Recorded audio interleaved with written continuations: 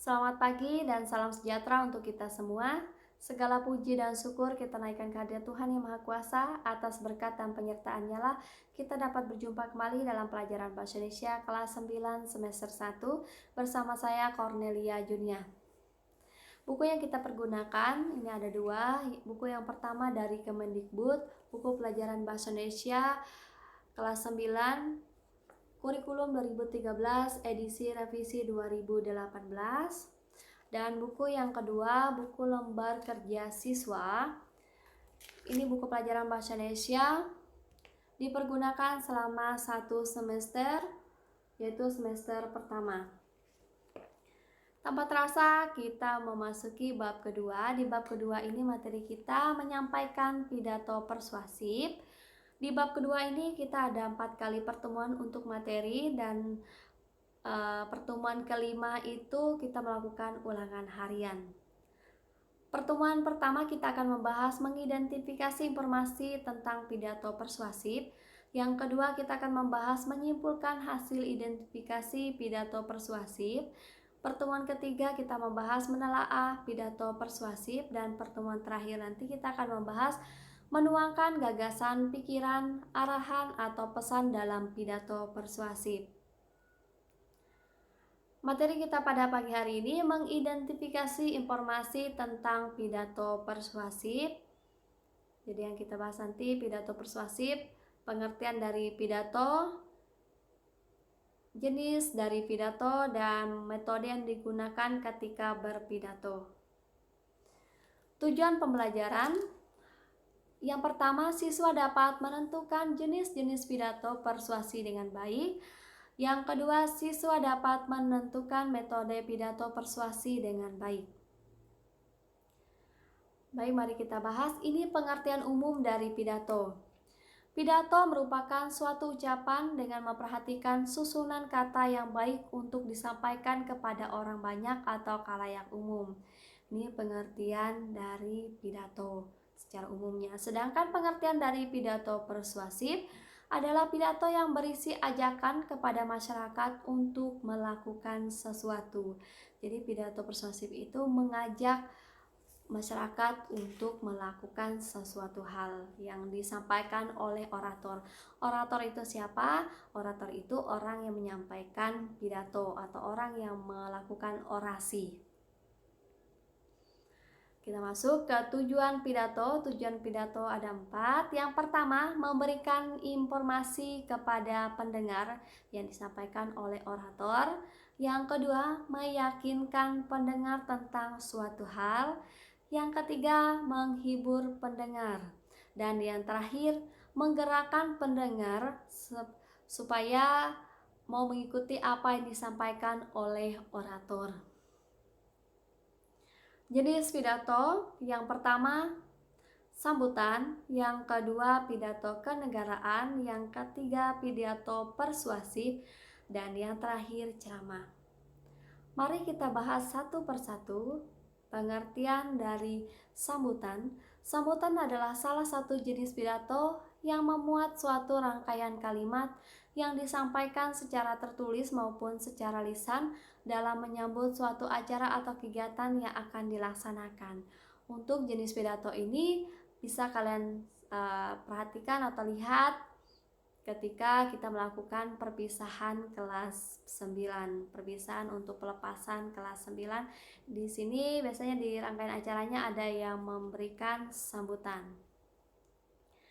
Dan yang kedua, pidato kenegaraan adalah pidato kepala negara di depan DPR, MPR, atau pidato resmi kepala negara.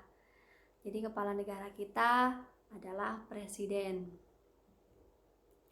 Dan yang ketiga, pidato persuasif, pidato yang dirancang untuk meyakinkan pendengar tentang sesuatu hal.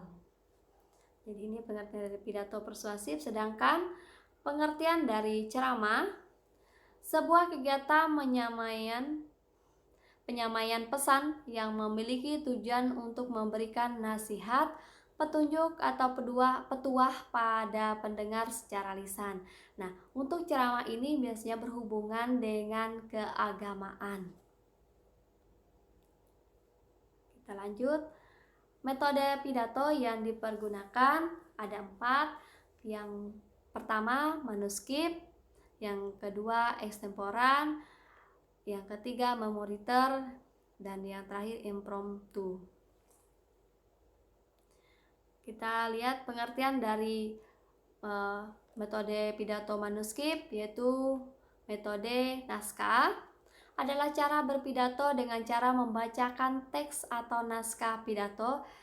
Pidato ini bersifat resmi atau formal. Jika kalian mengikuti suatu acara atau kegiatan, ada yang menyampaikan pidato tetapi membaca teks, berarti orator tersebut menggunakan metode manuskrip karena membacakan naskah.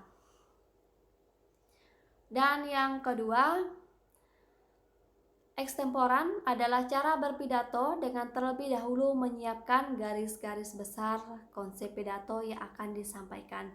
Jadi berbeda dengan manuskrip. Jika manuskrip apa yang disampaikan atau apa yang diucapkan orator di tengah itu semuanya sudah tertulis di kertas, tetapi jika metode pidato ekstemporan ini hanya garis-garis besarnya saja yang dicatat.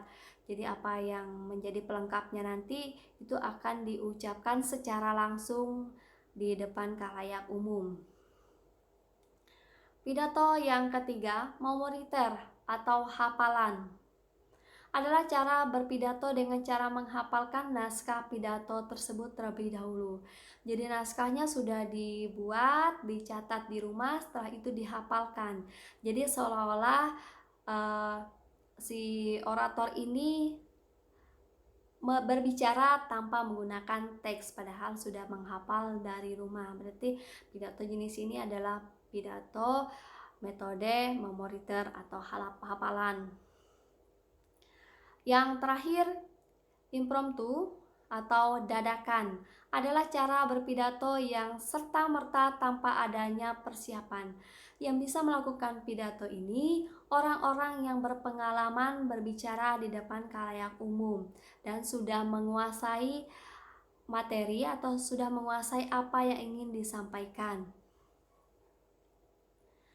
Nah, ini cara kita memersuasi ada 3. Yang pertama dengan etika, yang kedua dengan emosi, yang ketiga dengan logika.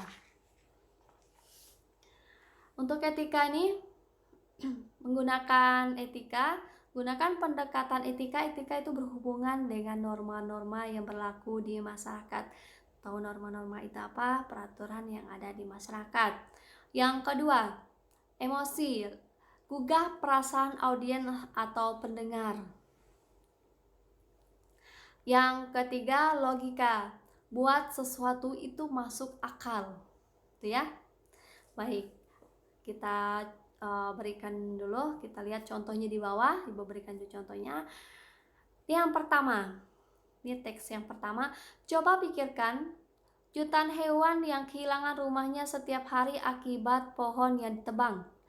Jika daur ulang berkelanjutan, kita dapat menyelamatkan banyak hutan yang indah.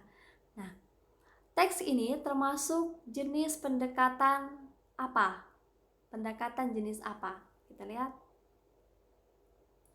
Emosi, karena melibatkan perasaan pendengar. Perasaannya yang mana? Coba pikirkan. Jutaan hewan yang kehilangan rumahnya setiap hari akibat pohon yang ditebang. Ya, coba pikirkan. Kita membawa pendengar ini untuk merasakan, memikirkan apa yang dirasakan oleh makhluk hidup lainnya. Yang kedua, kita paham bahwa cadangan sumber daya alam kita terbatas. Kita dapat memperpanjang cadangan kita dengan daur ulang. Ini teks ini termasuk jenis pendekatan logika, karena kita membawa audiens atau pendengar itu logikanya itu jalan. Jadi kita bawa sesuatu itu masuk akal. Kenapa? Di sini sesuatu yang masuk akal seperti apa? Cadangan sumber daya alam kita terbatas. Oh iya, betul juga, sesuatu berarti cadangan sumber daya alam kita terbatas. Caranya memperpanjang sumber daya alam kita bagaimana? Dengan cara daur ulang. Nah, itu yang masuk dalam logika. Dan yang terakhir, ini daur ulang adalah hal benar yang kita lakukan memubazirkan sumber daya kita yang terbatas sama dengan mencuri hak anak cucu kita di masa depan. Ini tidak bermoral. Ini tidak bermoral.